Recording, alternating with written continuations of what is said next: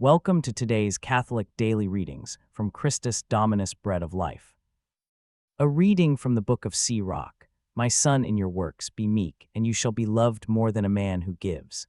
The greater you are, the more you should act humbly, and then you will find mercy in the sight of God. For great is the power of God alone, and he is honored by the humble. The affliction of an hour causes one to forget luxury, and at the close of a man's life his deeds will be revealed. Before affliction, a just man is not saddened, and in the time of tribulation, he will not cease to pray.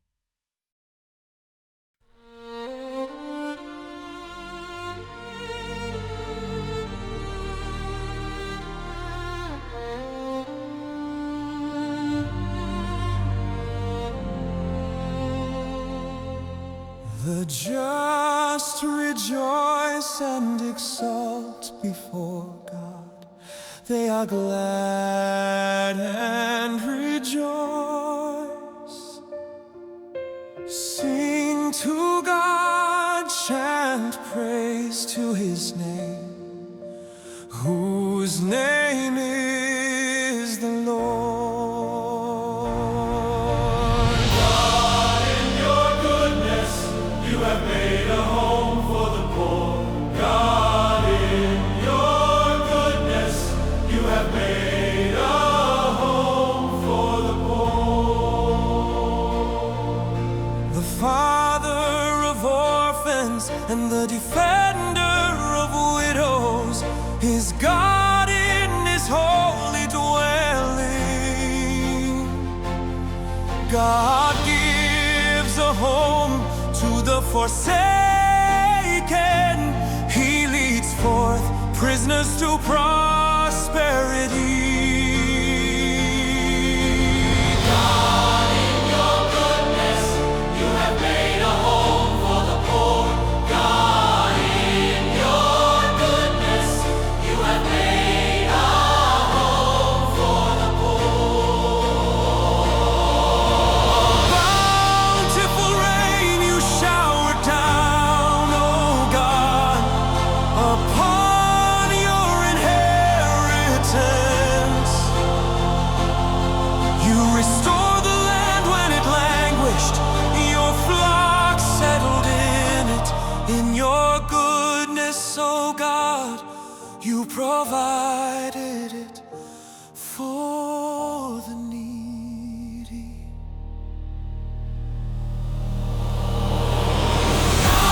In your goodness, you have made a home for the poor. God, in your goodness, you have made a home for the poor. You have made a home for the poor.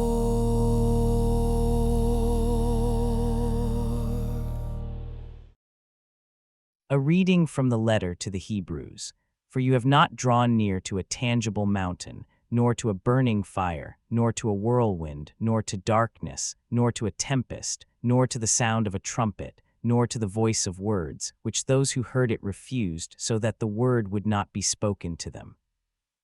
But you have drawn near to Mount Zion, and to the city of the living God, the heavenly Jerusalem, and to the company of many thousands of angels, and to the church of the firstborn, who are written in the heavens, and to God, the judge of all, and to the spirits of the just made perfect, and to Jesus, the mediator of the new covenant. A reading from the Holy Gospel according to Luke. And it happened that, when Jesus entered the house of a certain leader of the Pharisees on the Sabbath to eat bread, they were observing him.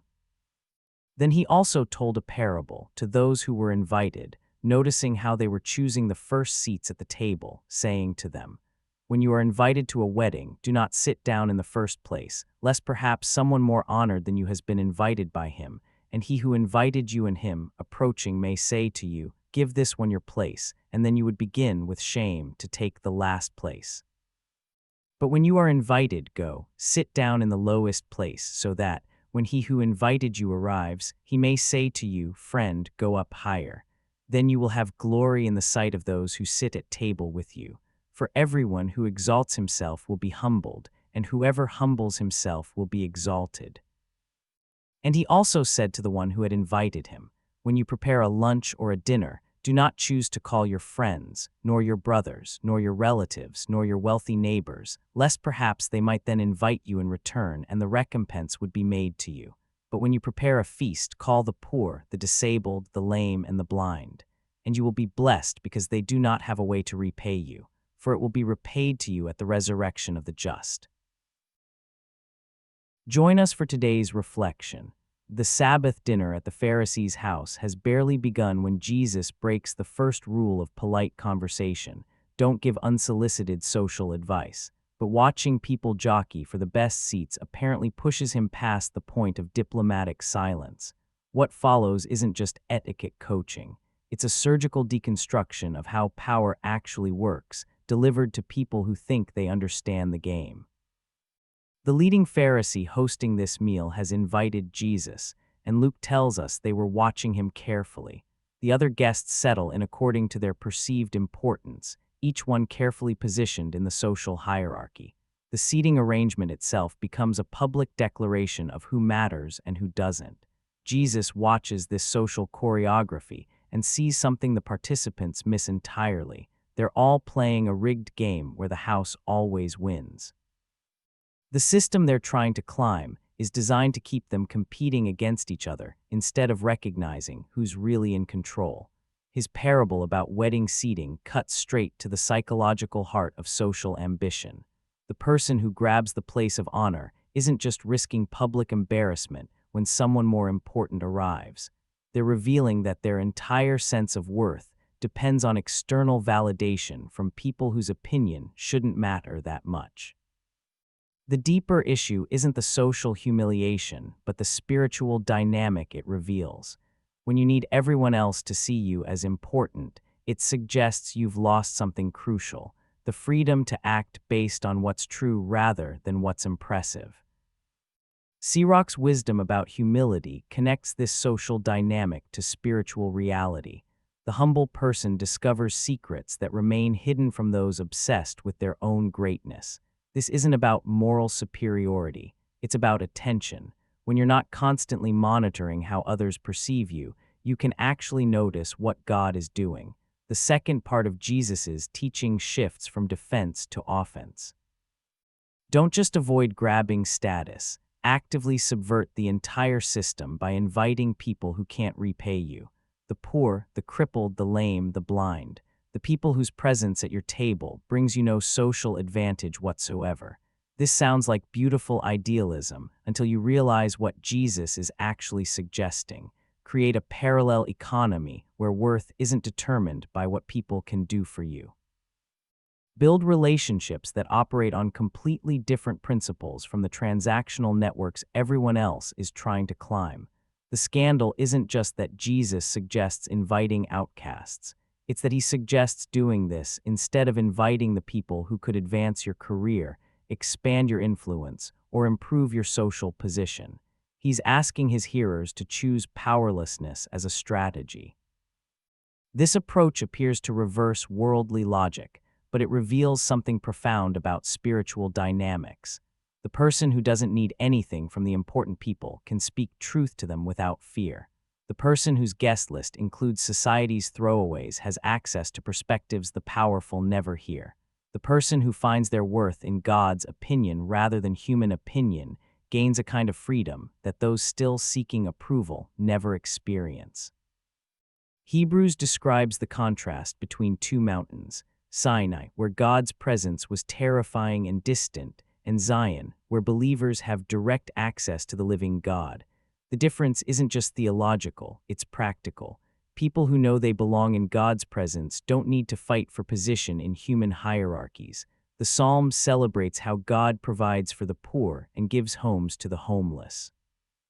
But notice the progression. God's care for society's outcasts isn't separate from divine justice. It's the mechanism through which justice operates. When the powerful are forced to see the faces of people they've ignored, systems start changing.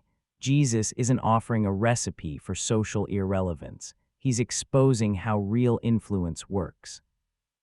The person who can genuinely love without expecting returns, who can include without calculating advantage, who can serve without demanding recognition, has discovered something that threatens every system built on reciprocal obligation and mutual manipulation. The Pharisees watching this dinner conversation understand exactly what Jesus is suggesting and why it challenges everything they've built their lives around. He's not just critiquing their social behavior. He's offering an alternative way of being human that, if widely adopted, would fundamentally alter the power structures they depend on. The question hanging over every person who hears this teaching is whether they're willing to risk the social death that comes with choosing God's opinion over human approval.